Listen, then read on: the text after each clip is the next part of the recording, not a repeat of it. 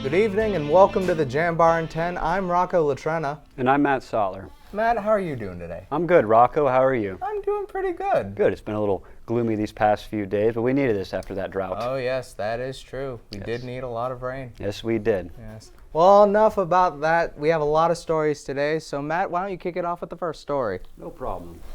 YSU has taken steps towards implementing changes in accordance to Ohio Senate Bill 1. The controversial bill was passed earlier this year and prohibits the existence and formation of DEI programs and training.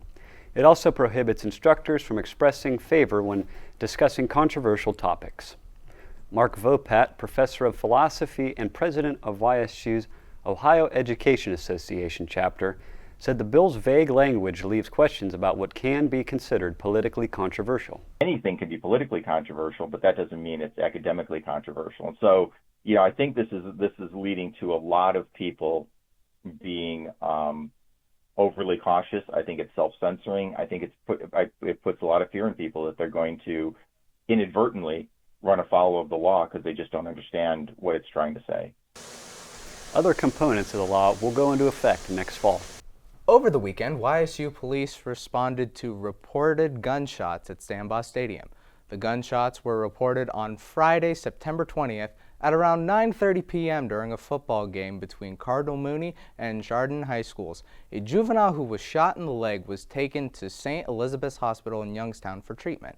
At this time, no suspects have been identified or arrested, and the case is currently active. The following day, YSU police responded to St. Elizabeth's Hospital for a reported sexual assault. They also responded to a call that the Leiden house, where a student was reported valuables being stolen from their car. Police were able to identify the suspect in the sexual assault, but were unable to obtain CCTV footage outside of the Leiden house due to Wi-Fi malfunctions. Both cases are active and are being investigated by YSU police. Youngstown State University's Executive Director of the College of Science, Technology, Engineering, and Math, Sherry Rusovsky, recently earned the Legacy Educator Award, courtesy of the Ohio Cooperative Education Association. Rusovsky is a YSU alumni and has been an educator at the university since 2011. She has been a crucial member in building the STEM Professional Service Program. She also works in academic advising, career outreach scholarships, internships, and co-ops. Moving forward, she intends to grow the STEM Professional Service Program and its staff. Congratulations to Sherry Rusovsky on this achievement. Youngstown State University President Bill Johnson spoke at the State of the University address September 22nd. Johnson spoke to a packed Williamson College auditorium. He addressed the increase in enrollment, financial wellness, and updates to student life. The enrollment increase can be attributed to an uptick in high school students taking College Credit Plus. Online offerings and more efficient admission processes also influenced enrollment. Over 90% of students reported positive career outcomes, meaning they were either employed, in the military, or continuing their education once they got their degrees. Johnson showed recognition to the donors who invested in the changes coming to campus. The Board of Trustees is set to meet December 10th in Todd Hall. You don't have to leave campus for Caribbean flavor. Just head to Elm Street's Dalia's Caribbean Kitchen. Dalia Edwards opened her restaurant in 2021 with a simple mission to give the community and herself what they miss most, home. She serves up popular dishes like oxtails, jerk chicken, and stewed cabbage, a flavorful introduction for first-time guests.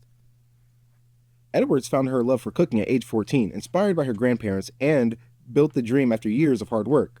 Sharing. I think that sitting around and eating unifies people. Everybody let down their guard, and you're able to have conversation, and we can enjoy each other's company. So that's one of the things that motivates me. Being a woman of faith, Dalia prayed about her next steps, even turning to her father for guidance. After spending 36 years in New York, she moved to Youngstown in 2016. Now, years after opening her restaurant, Edwards says she's still motivated to serve food with purpose.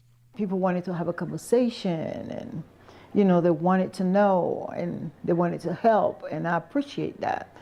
So I really embrace Youngstown. I love Youngstown. I love what Youngstown have to offer, and I'm so glad that I'm able to contribute by bringing something different. Each year, as she serves each plate, she says that she does so with the intent of being consistent. And if you are consistent in anything and people can trust that consistency, they will come. They know that there's a place that is open, that you can come and is safe and be satisfied. For Edwards, love is at the center of every dish she serves.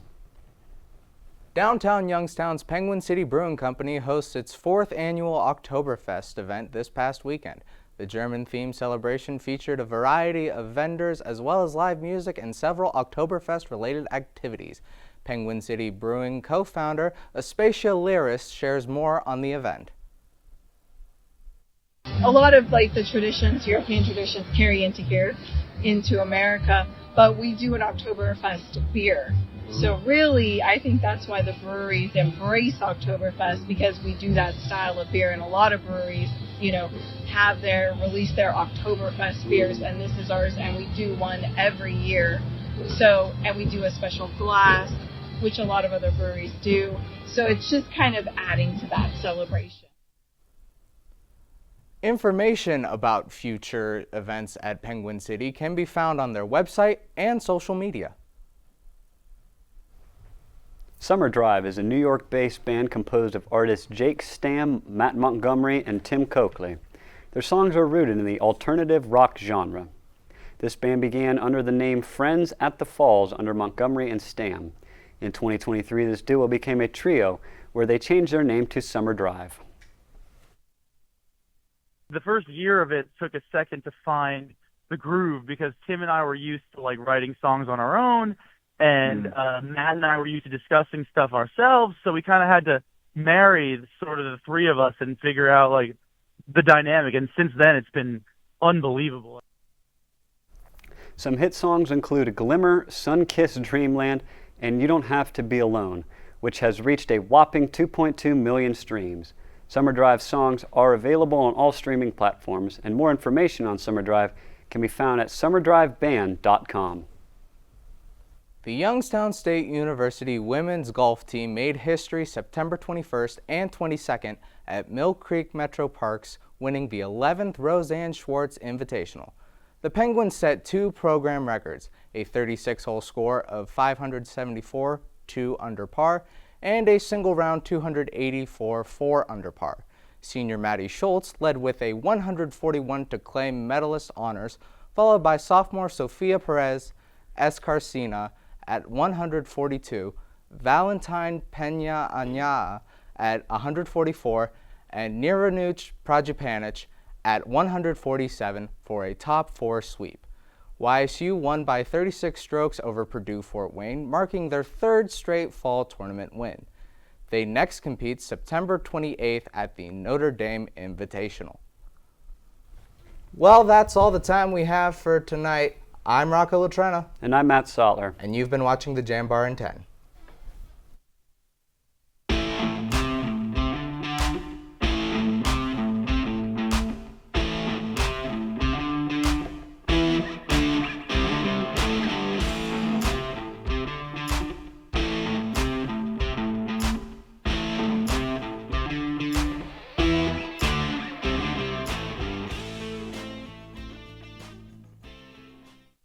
Support for Jambar TV is provided in part by the YSU Foundation and the Jane F. Lamb Charitable Foundation. Thank you.